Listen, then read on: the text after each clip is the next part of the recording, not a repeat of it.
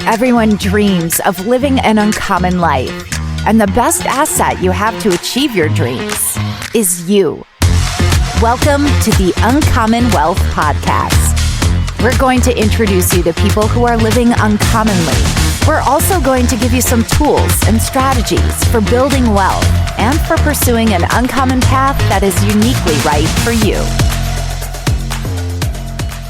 Hello and welcome everybody to Uncommon Wealth Podcast. I'm your host, Philip Ramsey. And I'm Aaron Kramer. Thanks for tuning in. This is a fun one for me because this is one of the reasons why I was so attracted to Aaron Kramer when we first talked. Holy cow, what are we talking about? Can't wait to get the guests on the show, but let me tell you the story first. Yes. So financial therapy, this was one of the reasons why I was like, okay, this Aaron Kramer is a little bit different. So he called me. I was part of the FPA board. I still am, of Iowa. And for some reason, we got connected. Do you know why you did? Or just because you wanted to be a member? Or what? Yeah, I was just trying to figure something out to get around other good advisors. Yeah. So he called and the 3-minute conversation turned into what, like 25? It was like an hour. Which is pretty much typical with Aaron. Yep. But what he was talking about was financial therapy and like how money is... Yeah, that's kind of the quarter, but it's really about what's going on in people's heads. And I was like, wow, that sounds a lot like how we practice. And there's not a lot of people out there. And I think that he felt the same way. So today we have the one and only Dr. McCoy, who is a financial therapist on. We're going to talk about all things therapy and money, which two things that probably people are like, I hate my life, but this is going to be awesome. So Megan, welcome to the show. Hi, thanks for having me. Yeah, I can't wait to talk about it. And one thing that I want to unpack, and we haven't talked about this yet, is the difference between COVID, post-COVID, and like pre-COVID, post-COVID. I feel like something has changed in people. And I have a feeling that you're going to be able to unpack more than I am or Aaron. But what has happened? We're not going to get there yet, but I do want to unpack that at some point. First, I would love for you to tell our listeners, how did you get into financial therapy? I think that you're a therapist and then you kind of turned to the financial world from the research that I did. You can talk. You have the floor. Talk as long as you want. We love you. Glad you're on the show. I'm stoked. I'm like geeking out over here. Let's go. Yeah, so I started as a therapist. I was a marriage and family therapist specializing in couples since 2008. Then I decided that I needed more skill sets. So I mistakenly went back and got a PhD, not knowing that PhDs are like research degrees. And so I was kind of in my doctorate program being like, I'm so bored of stats. I'm so bored of research. Yeah. Get me out of here. And then the first ever financial therapy conference came to town. The only reason I came was that they let grad students in for free. If they had charged $5, I probably would not have been there. Oh, but we've all been there. Yeah. We've all been a broke college kid. We all know it. Yeah. So that was like 2013 and I haven't looked back. So at that point, I had like 6 figures in student loan debt. But the worst part was I didn't even know where they were housed. It took me like several phone calls just to figure out where my student loans were located. Wow. That's how avoidant and probably just not literate around money I was. So I jumped in. I took financial counseling classes. A funny story is I actually took capstone in the financial planning program by accident first. Wow. So I had baptism by fire, but I love it. Now I work in a financial planning department and really get to devote my time looking at financial well-being. How do we reach that? And how can financial planners kind of steal what we already know, kind of plagiarize what we already know from counseling to better address their clients' needs? Right. I love that. I think there is something about it. Like, here's a conversation that I had with a dentist. She was interviewing for financial advisors. And first I was like, how's that going? She's like, oh, it's horrible. And I'm like, I'm so sorry. I totally understand. We're idiots. Anyway, so about 45 minutes into the conversation, we were having lunch. She was like, hey, when are we going to start talking about my money? And I was like, oh, Angelina, we've been talking about your money this whole time. Like, that's the kind of thing, right? Like, it's talking about the person before we talk about the money. Yeah. The money is a tool in order to help the individual realize some of their goals, but it doesn't have to be the main focus. When you make it the main focus, I think people, especially advisors, miss the point. Oh, yeah. Completely. So what would be your definition of financial therapy? Yeah. Oh, great question. So it keeps on evolving, but I come from, there's many different approaches to it. I come to the one that is a cross training of practitioners. I think I'm always going to be a therapist at heart, but I love that I now am financially literate enough to provide the right referral, the right suggestions, the right first step to my clients. And I also train planners in our financial therapy certificate, which is really designed to help planners integrate counseling-like skills, communication skills, conflict resolution skills, and also just knowledge on how our brain works, how our psychology works, how family works, to kind of help them in all kinds of conversations while still being a planner. That's so amazing. Like, I really want you, like, for our listeners, because I know I can describe it, but not near as well as you can, but like financial money scripts, how that plays a part in like relationships and couples. Yes. Okay. Yeah. I love this idea that like, since the money taboo was so strong, by the way, we'll foreshadow, Philip, that I feel like the money taboo is lesser now post-COVID, and because younger people are less taboo about it. But when I was growing up as a geriatric millennial, we didn't talk about money. We didn't talk about that with our family. I remember asking my dad about how much money he made because I had to put on my FAFSA, and my dad was awestruck that I would ask him how much money he made a year. And I was like 18 at the time, right? Anyway, the money taboos, I think, sometimes facilitate beliefs around money that we take as fact, that we just think everybody thinks this way, the same way I do, because we never talk to other people and discover they don't think that way. Yes. So money scripts, there's a bunch of them out there, but this wonderful, wonderful researcher, writer, social media influencer named Brad Klontz created this thing called the money script inventory that focuses on the 4 core ones that he saw the most.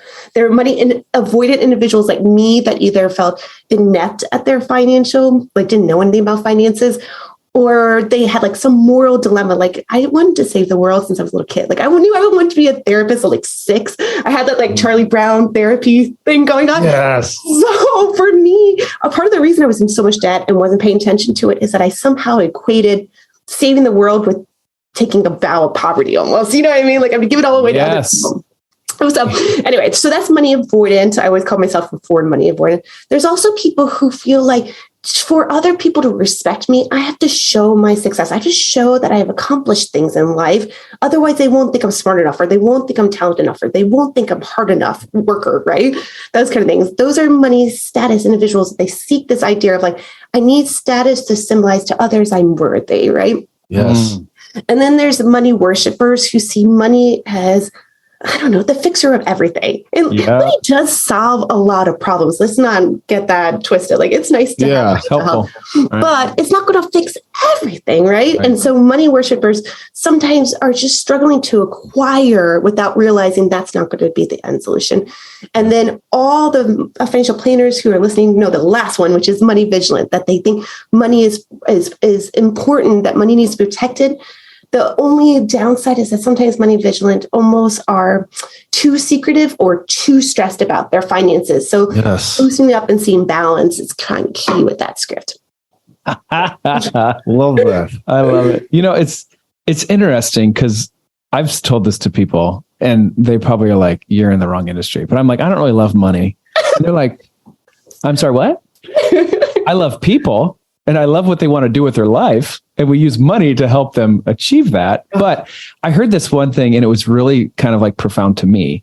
They said the difference between, there's many differences, but one of the differences between a rich person and a poor person is the poor person believes that they have the hope that the money will change something, where the rich person realizes that it won't. Does that make sense? Like, yeah, they can buy everything, but it's not going to buy your happiness. Like, there is something mentally that has to trigger. But the person that's poor is like, oh, as soon as I get money, I'm going to have all this, it's going to not true, but very interesting. And then I would say that I do love money because there's a transfer of trust that happens. And there's not a lot of, I love relationships too. Like, that's gold to me. Aaron can know that. But I love relationships. And I love that there's a transfer of like, okay, now there's a trust level that I'm giving, like I've never written a big enough check and giving it to somebody like, I got you, and then back to, and I'm going to let Aaron ask the next question, but back to Angelina at our lunch. Okay. 2 weeks later, she calls me and she was like, hey, I just came into a lot of money. What should I do? And I remember I was like, oh, I think you should do this, that, and that. She was like, how did you know? I was like, well, I listened. Like, I don't know. Like, anyway, so I do think that people that understand this therapy part can help people a different level than the person that's just like, well, this is a big wirehouse, this is what we do. Yeah. Put you in a, box in a square. Like we're definitely going to try to do the things in a customized way because people are different, right? Hey. Okay. So I'll get off my soapbox, but I also get excited about it. Aaron is super excited. Go ahead, big dog. I don't know, man. I'm like over here, like, I don't know. I have so many questions. We got to make this last 3 hours. But like, how about like, explain, like, do you see, cause you led the master's program, right? Mm-hmm. Are you still doing that? Nope. I am taking more time for research. So we have an amazing new director named Derek Sensenig, who is fantastic. Well, so in your experience, how much have you seen that like us financial planners like struggle with like the therapy side? Because, a lot of us are like numbers driven, like we love Excel spreadsheets and all these things, which tends to be like, oh, you struggle on the emotional side. But in my experience, and for more reasons than not, like I probably am attracted to these people, but like that are good advisors are like, oh, in another life, I'd probably be a therapist. And you're like, oh, that totally makes sense. But I know there's a whole school of them that is not like that. Yes. Yes. So this is great. Our master's program at Kansas State is set up to help 3 different tracks, right? So one is those who are career changers or didn't get a financial planning undergrad, so you can get the CFP content, right? One is an advanced financial planning, which is like tax and estate planning, more complex and going deeper than the original content designed by the CFP board. And then we have the financial therapy track. So some of my students picked K-State to do financial therapy. Some of my students were CFPs who found our program for the advanced planning and were forced to also take the financial therapy. And they come in dragging. And like the first couple of classes is always like, I don't want to be a therapist. How do I have the line? No, that's important. We have to have a boundary between what a therapist is and what a planner is. They're not trying to be the same. Yeah. But then by the end of the class, they always write this reaction paper exploring their own beliefs around money. And every one of them almost uniformly says, I did not want to take this class. I did not select this class. I cannot tell you how much it improved my own relationship with money, my relationship with my family members around money. Yes. That I feel like I'm going to be able to do the work better now with my clients over and over again. So yeah. That's awesome. It's so funny because I think, me and Philip, and I know a couple other of my friends that are mentors to me, like in the financial world, I'd have been like, oh, I can't wait for it would have to be like a struggle not to take the financial therapy classes and be like, Aaron, you're a financial planner. Go, like, you need to focus on the estate planning and all that stuff. Yes. Right. Oh, and for the record, like, we're not dogging the people who are all numbers. Like, that's just like good for you guys. It's amazing. You're wired that way. We're just not. Yeah, and we are. We could definitely boil down the numbers, and we have software to help us with that. But I like the numbers, but I just like the emotion of why. Like, I'm a big goals person. Yeah. If you don't know why you're like how you operate, you're never going to get to that big goal. Like that's anything as an athlete of any sort. If you have big things in your past or your beliefs that are holding you back to really get where you want to go, that's what needs to get found, and that's through like therapy and stuff. Numbers are numbers. We can calculate numbers. Like I'm not saying downgrading the other planners are like, I like crunching numbers. Cool. Numbers are pretty simple. It's math, you know? Yeah. But like the complication of the biggest, most complicated muscle in you, me being a meathead, I'm like, it's your brain. You figure it out, you know? Right. Well, it's funny because even if you have the perfect recommendation, like you are so skilled at financial knowledge, people don't listen to logic. I would have not stayed up until like 1 o'clock in the morning watching reality shows last night. I would have gotten up and worked out, and I'd be drinking water instead of my 3rd cup of coffee if logic worked. Like logic doesn't work. We have to find ways to engage with our clients with emotional pleas or connecting it to the motivation or understanding what the negative behavior is serving a purpose for. And all those things are counseling-like skills that you can learn to be a better number guy. Yes. And it's so true. I think it's such an important skill for planners to get this, because if you do have a good relationship with people, and because money is so important to people, you end up getting into people's lives that you hear things that you would never expect to hear from a couple as a financial advisor. You're like, you're telling me what? I was like, now I want to cry. Why did you put this burden on me? Right. And it's like, but like to be able to handle that, but also like, and I know I love this side. So, I mean, and I've read those books. Like I know Dr. McCoy, like I've told you, like facilitating financial health, all those. Oh yeah. And it is like, it tells you where your line is. And so it kind of helps you like degrade the conversation. Hey, here's a card. You need to go talk to this person. Yeah. Not trained in this. Right. But like, right. it is, you hear a lot of stuff because it's so personal. So I mean, it is that. And I think this is the reason why I think it's so important. And going back to flexing the biggest muscle you have, at times things are not going to go your way, right? And if you have and understand your why, you can push through those. And what I would say is an advisor, I mean, all of our plans, like Mike Tyson was right. Everyone has a plan to get punched in the face. All of our plans are different than what they started with, but understanding what happened and understanding why that happened and understanding why they're so important to keep pushing you through and adjusting accordingly to get you to your ultimate goal. And like, we're not casting judgment on like, hey, this happens. No problem. How can we adjust? But let's understand too, what went wrong here, So I think that's super important. Okay. So let's talk about, you have a really great relationship with FPA, the financial, certified planners, found like all that stuff. I would love to hear just kind of like how that relationship started, where that is currently, and like what is your role with an FPA, that kind of stuff. Yeah. So I'm so lucky for falling into all these providence, like good situations throughout my career. Recently, I was able to fall into a research project with the most amazing team of researchers. They are actually the Money Quotient team, Carol Anderson, her colleague, Deanna Sharp, which if you haven't heard of Money Quotient, is about finding your clients' values. And it's just a powerful motivation of understanding life planning, those counseling like skills we're talking about. Anyway, FPA offered their very first grant funding to researchers. And the Money Quotient folks and me decided to do a study really about how to foster trust in financial planning client relationships. We had some really interesting questions. Like we asked both planners and clients, do you think your clients would leave you if you could get a better ROI, or if they found a better communicator, or if they knew their values more?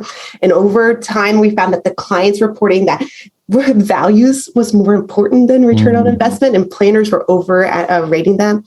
We also did a financial anxiety scale in there, and we asked clients how financial anxious you are. And then we asked planners, how anxious do you think your clients are?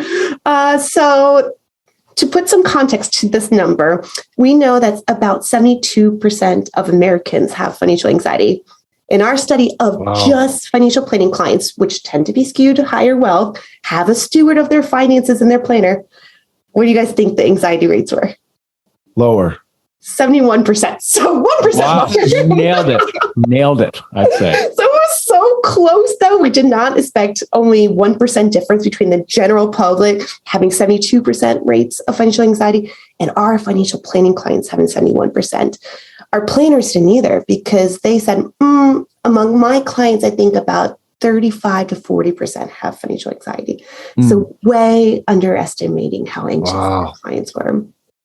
Yeah. Wow. We got to do a better job. I gotta know, like, did you pull in some of that data? Did you guys use data points to help with that?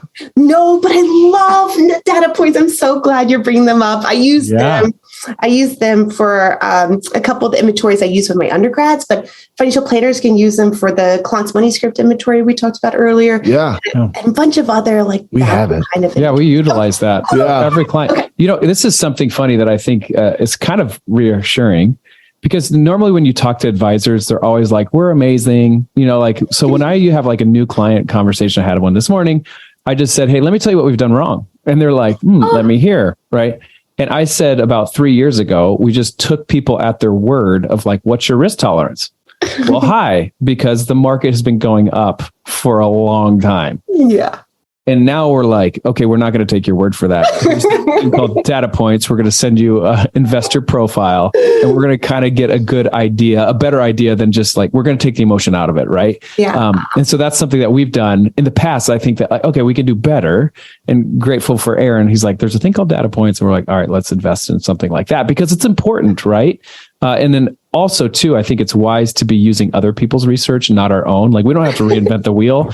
We don't have time for that. So there's other way smarter people than we are to be able to help us with this stuff. I want to go back into that study you guys did. So why do you think, like, your professional opinion, or if you found the data, why is it that people that have financial plans is so high? Like, in my opinion, or not my opinion, my guess would have been like, oh, it's toilet. They have a plan. They know the outcome. We've had Monte Carlo simulations ran. Like, we're good. Like, you should feel so good. Like, why are you more anxious than the people over here that have no idea? Right.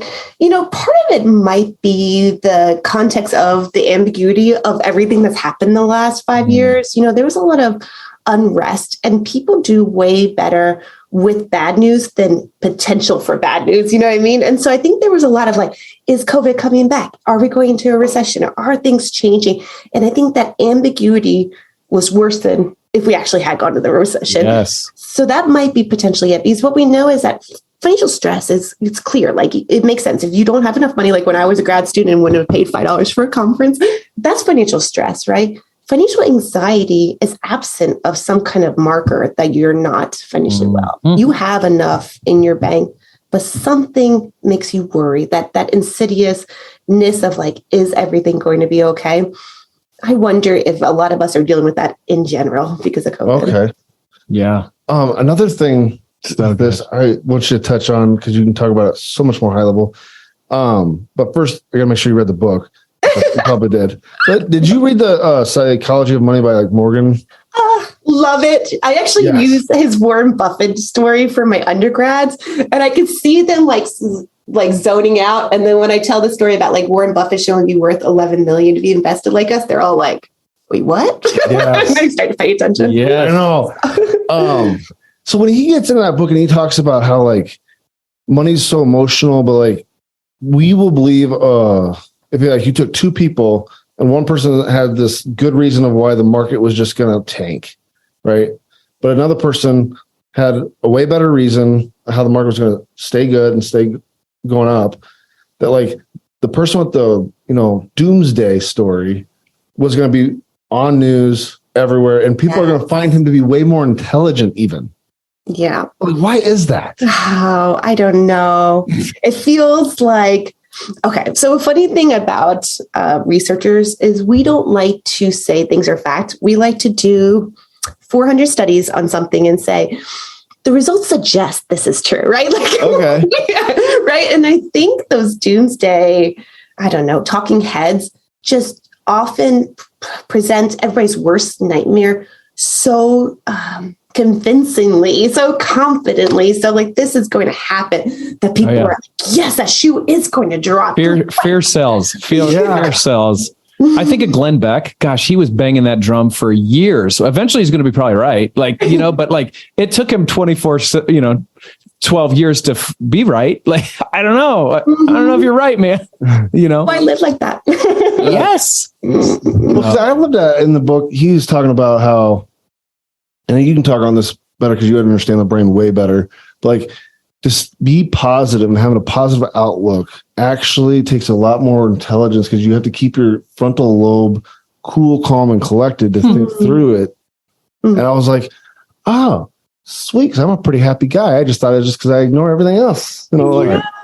But like, how is with money and like making money decisions, like how do you suggest people to like make those hard decisions for people? Because I know, I just learned a fact or a study that we make like the average person makes 10,000 decisions a day, and by the end of the day, like you should be making money decisions because it's so complicated. You're tapped out. Yeah. So for you, like, what would you suggest or give people advice on like making these hard money decisions, like when they have the most brain power? Yeah. Well, you're so right. We make so many decisions a day. That's why we rely on those shortcuts, those heuristics that we sometimes blame for making good mistakes, but they are right most of the time. And so I think you're so right that optimism is such a buffer against so many negative outcomes and so correlated with so many positive outcomes. One of the alumni from our program at K-State, Shane Annette, is a faculty member. He researches how optimism and hope can protect you from downturns in the hedonistic treadmill, you'll stay happier. And I think part of it is our ability to storytell. Optimists are better at saying things like, that decision helped me get to where I am today, or, the kind of Nietzsche phenomenon. Or optimists are better at saying, that was the right decision at the time. I'm okay. They're better at telling a story. And some of us who are more realistic or pessimistic will use that story to create self-fulfilling prophecies about ourselves or our future or our financial situation. So the more optimistic, the more happy, the better your outcomes will be. Reinforcing your negative. You can either positively reinforce your perspective, or you can negatively continue to reinforce. Where are you going? Which direction do you want to go? Because there's always ways that you can look at it very differently. Right. And there's, this idea of equifinality. There's so many paths we can get to the same final destination that if you made one bad decision out of those 10,000 you made today, those other 999 will probably get you to your end goal anyway. So I think having that in the back of your mind, it can be powerfully, uplifting. Yeah. What other things in that study that you're talking about did you find fascinating? Yes. So a new thing, sorry, this is still about financial anxiety, but it's so interesting to me, is I knew from my background this thing called eustress. EU stress is how it's written. Eustress is that some level of stress is good for us, right? I stayed up too late last night, but I still got up and worked on some work because I have a deadline and I wanted to get it done by the deadline. So I was up early and active. If I didn't have that deadline, I might have laid in bed too long. I might not have gotten up and been as active. So there's some level of stress that's good for us. And we applied that to the anxiety levels. And we're like, do clients need a little bit of anxiety to do the right thing? Do we need them to be a little stressed so that they actually follow through our recommendations or show up for meetings? Yeah. And that's what we found. We found that you just need if you're too low of stress, you're not coming in. You're not engaging with your financial planner and the recommendations the way we want you to. So we want to lower our clients' financial, anxiety, but not get rid of it. That totally makes sense. Because anxiety gets too high, most of us, shut down, and not make a decision, but it needs to be enough there to make you in that action mode. Yeah. And I should have said this too, when you asked earlier about why do I think our sample of clients had higher levels of financial anxiety. I wonder if it's also something we talk about is that we tend to have clients who have higher anxiety because that's why they sought us out in the first place, that they care about this, that they want to work on it. The same way that a lot of our clients have a lot of financial literacy, because if you don't have enough literacy, you might not realize that your financial situation is complicated enough to need an expert. Yeah. Thomas, I know before we hit the play button on this, we're talking about that. You were bringing up that bell curve of knowledge. Let's get into that. I think that was fascinating. Yes, the Dunning-Kruger phenomenon is that there's actually a bell curve with intelligence, that we tend to be falsely confident when we don't know a lot about this topic. And the more we learn and dig into it, the more complicated it appears. Maybe if you think about your financial planning education, when you're in the intro class, you're like, I got this, a little Excel, a little time value of money, I'm okay. And then you get into it and you're like, what are these tax codes? What are these estate limits?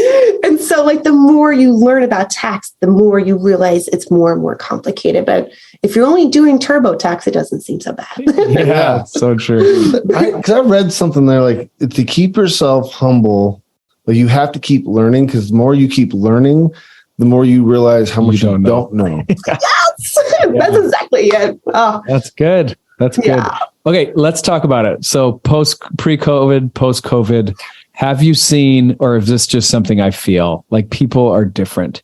And maybe you've already answered it, is the anxiety of the unknown. What is this? And I think that has changed people in a way that you just didn't know how you would change, right? Just this level of anxiety of what's happening next is not, that was probably over the level, the normal level of stress that we wanted. And it's now like exposed some cracks, I think, in people, which isn't bad, right? Like let's address them. But I do feel, and maybe you can confirm or deny, people are a little different now. Yes. And it's so interesting. There's a couple things I see going on, and this is all just anecdotally my experience, not research-based. But I feel like because we were isolated, we open up more on social media or other like phone calls or something. But I feel like people are much more transparent than ever before about money, about mental health, about struggles. I feel like there's been a movement of like the perfection of, I don't know, the Kardashians or whatever is gone. And now we want people who are flawed or dimensional or not perfect. Like authentic. Yeah. Like that story of like, here's the things I've done wrong with clients. That realness, I think, is something that came about because of COVID. That's good. It's fascinating. Good. Have you ever done a study like that was like 6 years ago, and then we reintroduced this study? Like, is the results different? Like, well, what's interesting is we just did that U.S. study that I was talking about that was funded by FPA and an organization called Alliance. That study was done 2 years ago. We just did it again in Canada. And of course, Canada and the U.S. are different, but we're already seeing some striking differences. Their financial anxiety was lower than we anticipated. Interestingly, back in the FPA in America, what we found is that planners also believed that their clients wanted in-person sessions more than their clients actually wanted in-person sessions. Like a lot of clients were like, I love not going to the office. Like I want to talk about my money in my sweatpants. So that's what we found in America. In Canadian, there was a move just a year and a half later to come back into the office. Like they're wanting to be in person was a little bit higher than American. We're still really early on this study, so I don't want to say anything that's factual yet. But this is only 2 years, and both of them were post the heyday of COVID, and we're already seeing differences. So I think we're going to keep on seeing changes based on how far we move from COVID, but also generational changes as what year you were impacted by COVID is so different. Like my daughter, for instance, was 5 when it happened. No, 5 and 3. Their experiences of COVID was so much more dramatic and big than mine, Yes. So I think there's going to be lots of things that we discover moving forward. That would be so interesting to see that through your eyes. Cause my daughter was hit like when she was in kindergarten, Yeah. And she missed a lot of schooling because of it. Right. the ripple effect is going to be interesting. Yeah. Right. Yes, I feel like once a week or so, I make a joke about the COVID kids saying something I would never have thought of, like, oh, like we need to wash our hands or something. Like as a kid, I probably wouldn't have said that so well. That's what it was. Yeah, we were at the zoo doing a petting zoo, and my daughters were like, "It's time to go wash your hands," and I was like, "There's no way my 6-year-old self would have said that." Speaking of kids, though, I know you mentioned this a while back when I was talking to you, which I think is so fascinating. And I know I've tried to re-explain it, and I've always done a really bad job. So I'm gonna let you explain it. But how we have this belief that we need to increase the curriculum in schools about financial literacy, but how it doesn't actually help. So there's mixed results. I love the work by Willis is her last name, Willis. And she writes, very tongue-in-cheek, the case against financial education. But what she talks about is how financial education, most research shows that it doesn't work. If it does work, it goes away right away. That it appears that kids need chances to do experiential practice with money, that once we teach them about money and then make them wait until 18 to do anything with money, it disappears, right? Yeah. So it's great stuff. And then also, I just did a great study of my good friend, Kenneth White, where we're looking at the relationship between quantity and quality of financial education, right? What we found is that the quality of financial education definitely improved financial knowledge and financial anxiety. Financial knowledge, but not financial anxiety. Okay. Quantity of financial education did not improve literacy, but did improve anxiety. It was almost like the more they were getting financial education, the more they could say, I don't really have to worry about my finances because I'm checking off that box. Yeah. And those of them that had quality financial education were, again, going back to the idea of the Dunning-Kruger, we're realizing I have so much more I need to learn, right? Yeah. And so I think financial education for children is wonderful. I think it needs to be not done by teachers who are pulled too thin, right? We give a 24-year-old this new curriculum on financial education. They feel insecure about their finances. Guess what they're teaching their students? Anxiety about finances, because they don't know what they're doing. They're like, oh gosh, am I teaching this right? Am I doing it right? That's not what we want our kids to learn, right? So we need financial educators to teach our kids multiple time points with the chances to practice. Okay. Yeah, there you go. And fail. Yeah. Yes. Fail. So I was just funny because on the education piece, I thought this was super fascinating. Again, it's just a personal experience of mine, but my little brother joined the military, but he joined the military like at an older age. And the military makes everyone go through like a financial literacy thing. It's a natural. And he came out of it like so well. Like, because I think he was like 24 when he entered. And I was like, oh my gosh, Ethan, good job, But then he's talking about all the young kids that are like 18 coming out of high school and how he's like, they're not listening at all. They missed all of it. And he's like, but it's just how like the different times that when him being taught at 24 had some life experiences, had to paid bills, at some like for a few years before he joined the military, really sought in like, the need for that literacy. I love supporting military families. My research in my PhD was actually around military families. And one of the misnomers is we often say military members don't make enough, and they don't. But if you look at 18, 19, 20-year-old, 21-year-old cohorts, military members are significantly wealthier than their counterparts, right? Like their counterparts in the civilian population. And so part of it is like, do you have to do everything right financially when you are so flush with cash at 18? Like, do you have time? And so that's interesting. But yes, I think the study of like the mindset of like, we're putting kids in high adrenaline situations, but we don't want them to react in their personal life with that same drive that they were teaching them to do in the field. So that's all so cool. Yeah. Good. Megan, I can't thank you enough for just your wisdom and just your time and effort and passion into this, because I think it is, one, it's important, and two, I think it's needed. And so thank you for all the research you've done. Thank you for your time today. If our listeners wanted to reach out or hear more about you, what would be a good way for them to do that? Yes, my email is meganmccoy@ksu.edu. You're welcome to reach out to me or my LinkedIn.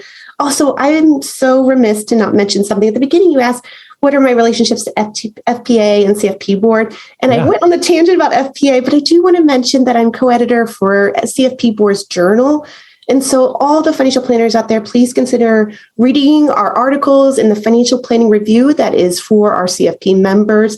Also, I helped write their client psychology textbook for the CFP board, which is for sale.